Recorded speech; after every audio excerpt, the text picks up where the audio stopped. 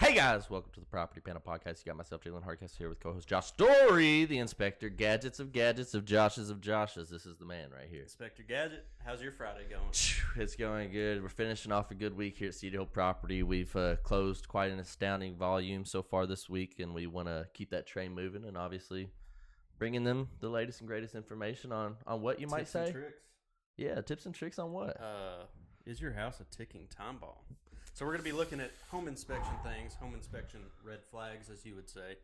Something to look out for if you're wanting to just maintain your home or if you're looking to sell potentially. You just want to make sure you're up to date with your home. You know, maintenance is the best way to prevent having to repair stuff. So preventative maintenance is what we call it. But I guess before we dive into that, let's talk to our title sponsors for the episode. Big shout out to Collier Title Company. If you need deed prep, title work, closings, and more, they're located in Brandenburg, E-Town, and Louisville. You can call them at 270-763-6589. And for this week's sponsor, We Buy Houses, we can offer cash and close in as little as 2 weeks. You can give us a call at 270-945-5416 or 270-945-7189. Boom. And that's funny that that's been our ad sponsor for ourselves for the better part of a year now.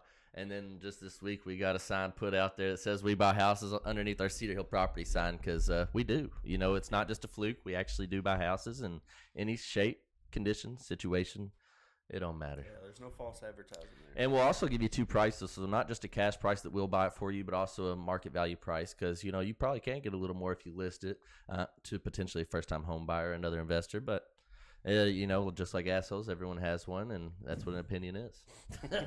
Everybody's in a different situation, too. So if you need to get out, like today, not really, but in 2 weeks, you know, we can make that happen. So, you know, there's a lot of options. Just give us a call, you know, whether you're prioritizing profit side, which is understandable, or if you're prioritizing timeline or a mixture of both, just let us know and we can get that nailed out for you. And if anyone you or you know your friends know want to be a monthly, weekly, or yearly sponsors, it's 100 weekly, 300 monthly, 3,000 yearly.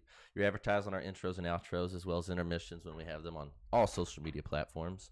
And it's a pretty good gig to help us out, bring the most to you, and actually thanks to Ship and Print, we're going to be able to actually hang this bottle behind us. So we want to give a big shout out to Kevin for getting us some Willett's pot still bourbon.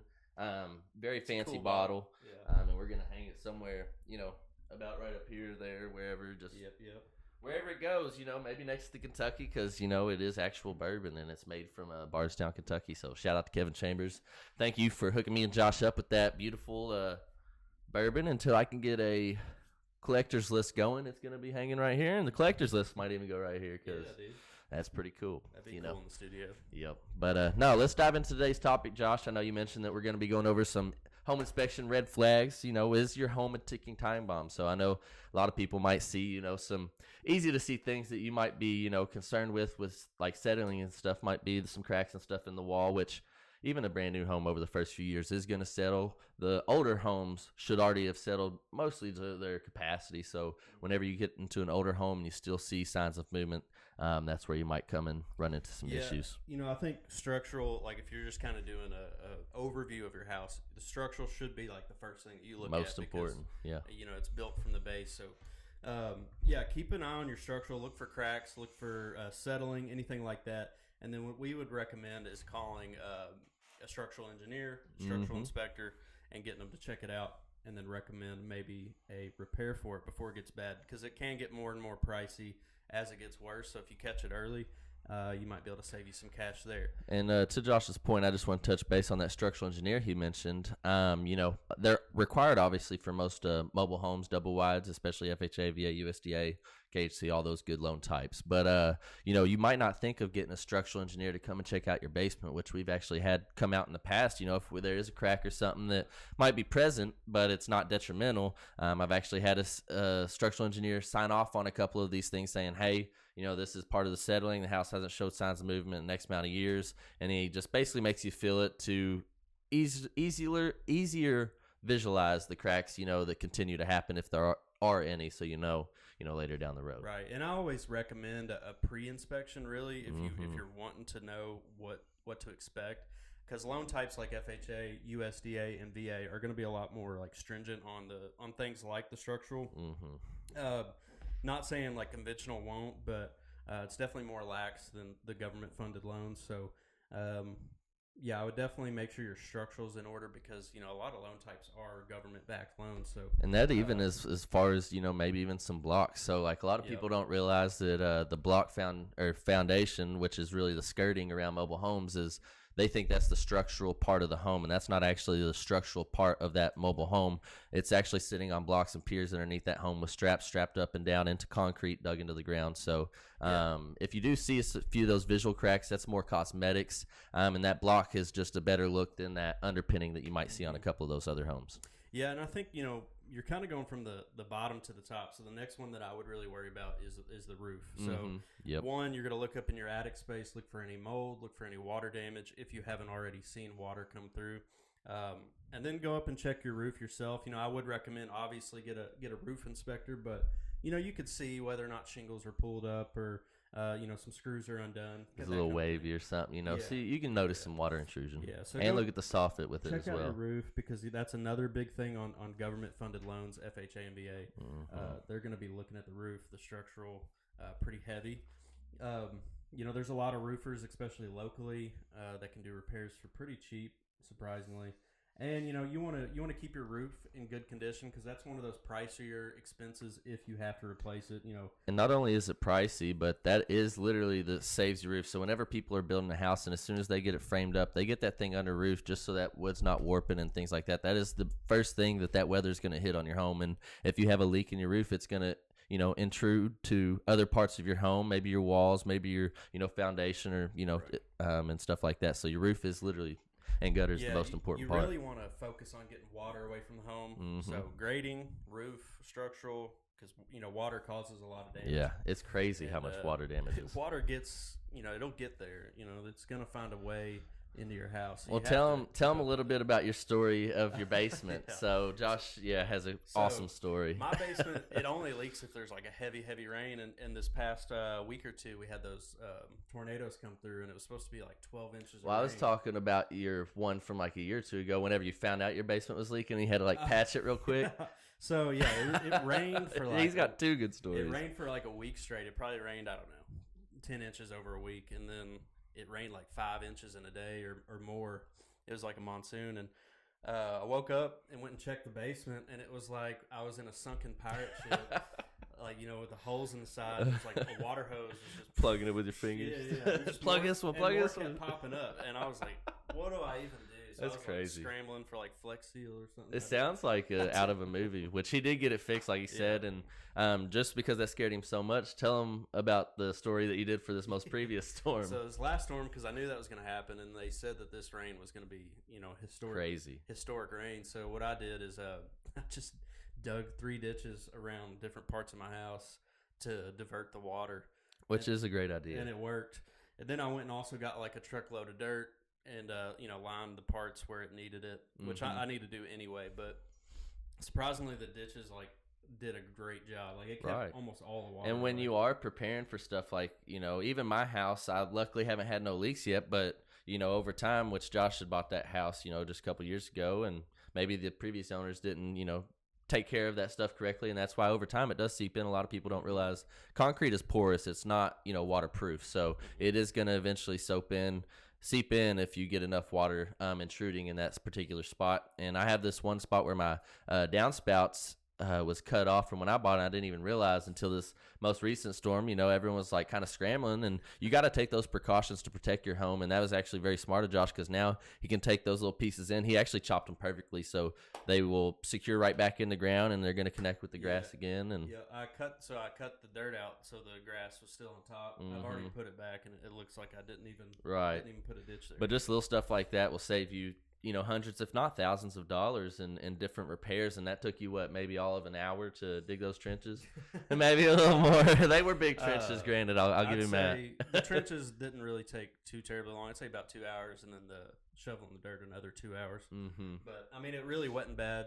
But versus, it's worth filling it. Yeah. my basement full of water. The main thing is we were going to stay down there because of the Right. tornado, so I didn't want to be like sitting in water if the tornadoes were hitting, but it kept it dry. So, But no, that goes to show. And he had a home inspection, and obviously, I'm sure that inspection didn't incline to be any water intrusion. But like I said, over time, that does happen, and Water Creek Creek. Which the home inspection did say, hey, the grading is a concern, but there So wasn't it's pulling up. visible water damage. Right. So Which then he also went and got dirt too, and he like piled it up everywhere around the home at an incline. So he fixed the grading a little bit. So just small stuff like that goes a long ways. And even during that ice or that storm that he was mentioning, I had to go and get a piece of subfloor and actually pin it up against my house to where it reached the gutter, so it wouldn't go right on the foundation.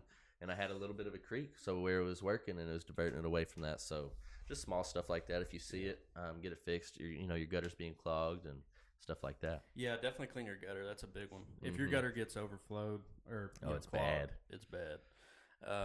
Because you want those downspouts to do their job, and if it's clogged, it's not. It's gonna pour right. I need to clean mine out actually as we speak.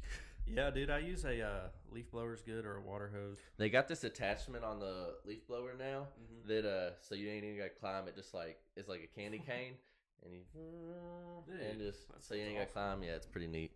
I looked really crazy when I was doing that on there. I'm sorry, guys, but what's our next one though, Josh? Lead-based paint. Now this one's a little bit less common. It's for pre-1978 homes, so I'm sure you guys are aware of lead-based paint. Which if you go to buy, it's not a deal thrower, but like FHA, I'm sure other government loans don't like it. They require mediation, which can just include painting over it. And a lot of times, these homes have been painted and flipped. Unless you get your real fixer-upper older home, you're not probably likely to see lead-based paint. And actually, one that we might not mention as much because it's even more rare than lead-based paint is asbestos. So it could happen in flooring and in some of the walls that they Like old tile and stuff. And we actually found some in a home I was selling, and it was a pretty big deal. So you definitely want to know what you're getting into.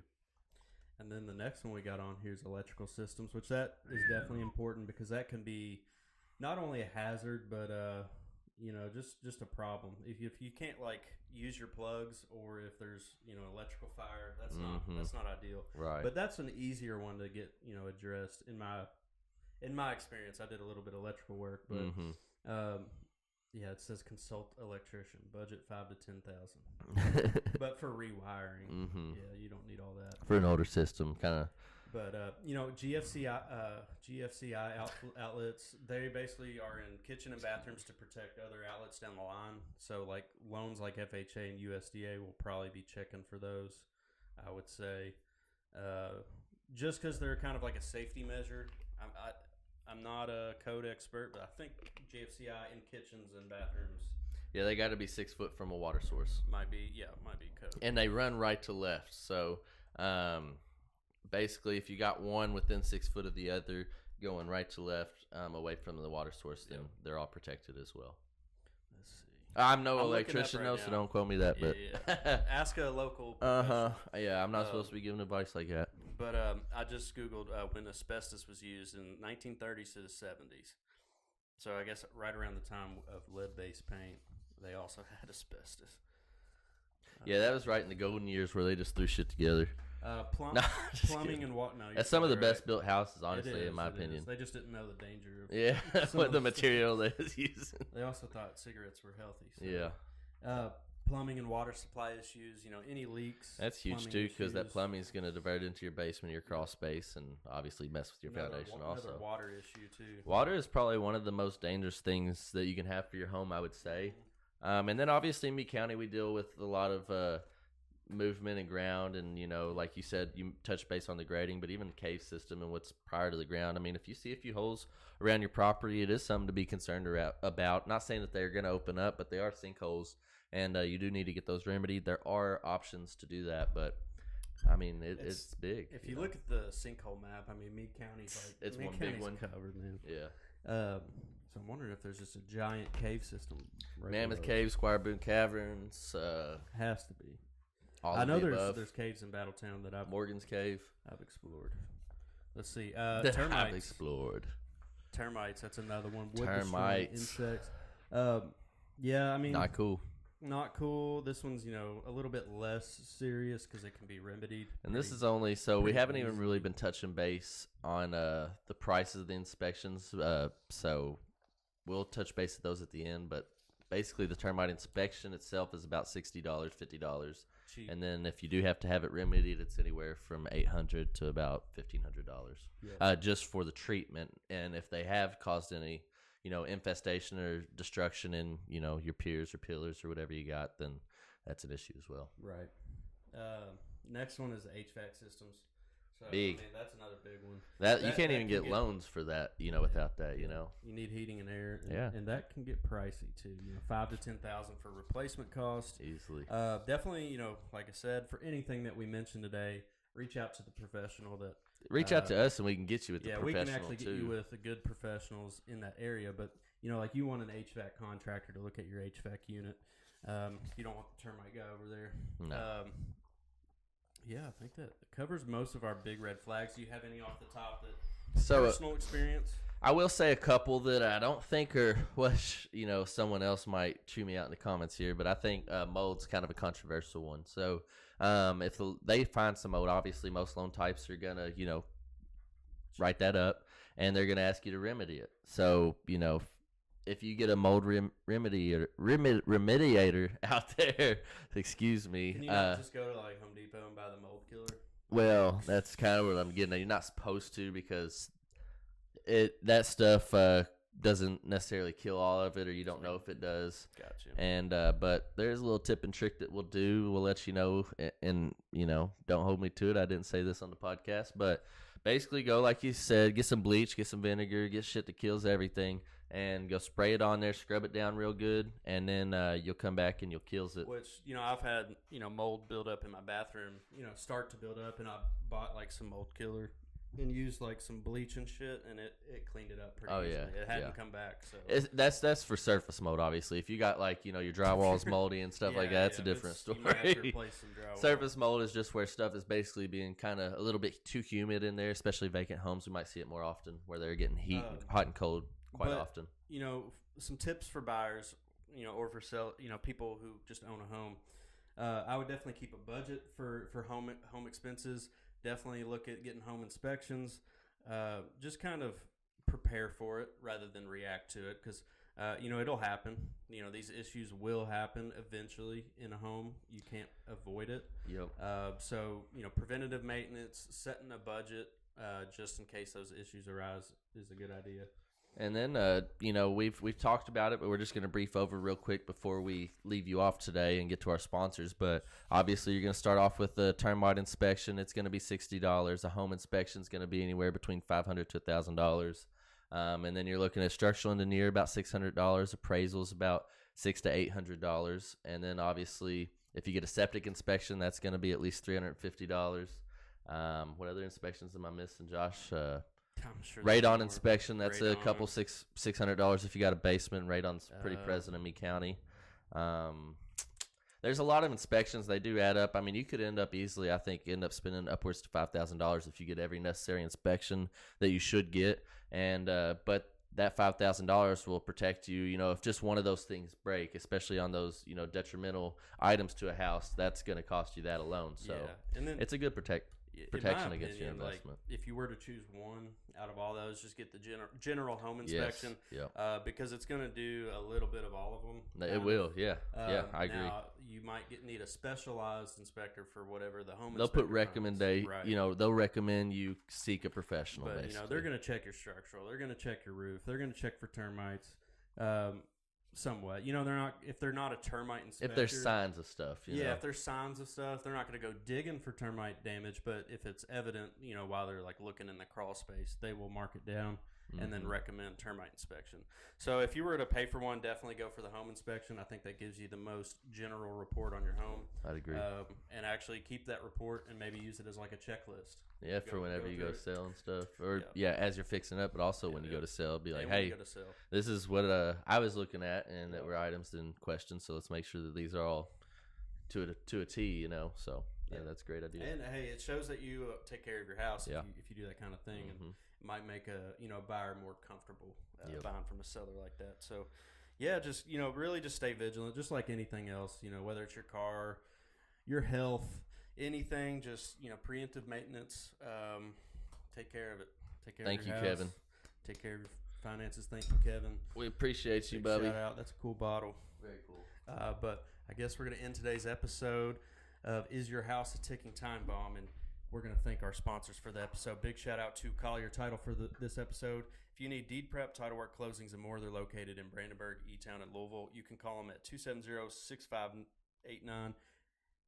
270-763-6589. And for this week's sponsor, We Buy Houses, we can offer cash and close in as little as 2 weeks. Give us a call at 270-945-5416 or 270-945-7189. Thank you, guys.